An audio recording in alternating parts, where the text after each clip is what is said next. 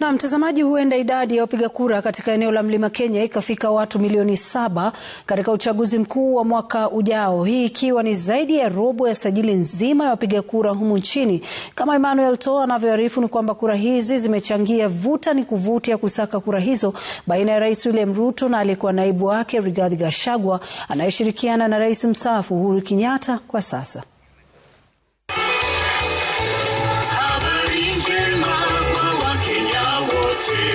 Eneo la Mlima Kenya lilichangia kumpeperusha Rais William Ruto hadi ikulu katika kipute cha uchaguzi mkuu wa mwaka 2022 na limekuwa na historia ndefu ya kisiasa, huku marais watatu kati ya 5 wa jamhuri wakitoka eneo hilo. Rais William Ruto alizoa kura milioni 7.176, kura milioni 2.9 zikitoka katika kaunti za Mlima Kenya. Kati ya wapiga kura wapya wanaolengwa na IEBC, milioni 1.7 wanatarajiwa kutoka katika eneo hilo lenye ukwasi wa kura, ikiwa ni asilimia 27 wapiga kura wote nchini.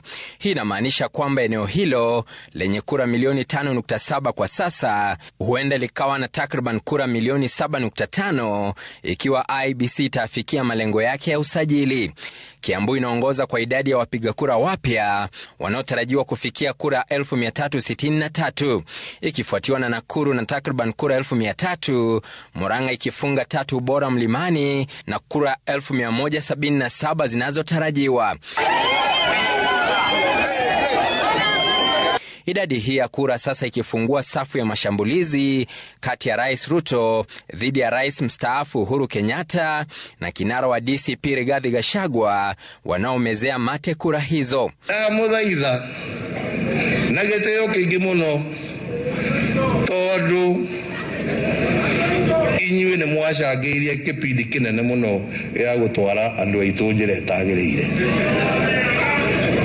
Nĩguo ndiyo ni gitumire kumwale nacio ni cianyu wanashinda hapo mikutano wakisema ati Uhuru Kenyatta rais wetu hawezi fanya kazi za Rigiji.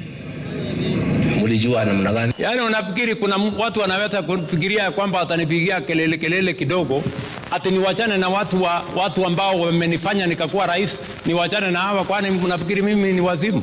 Emmanuel To, runinga ya Citizen, Nairobi.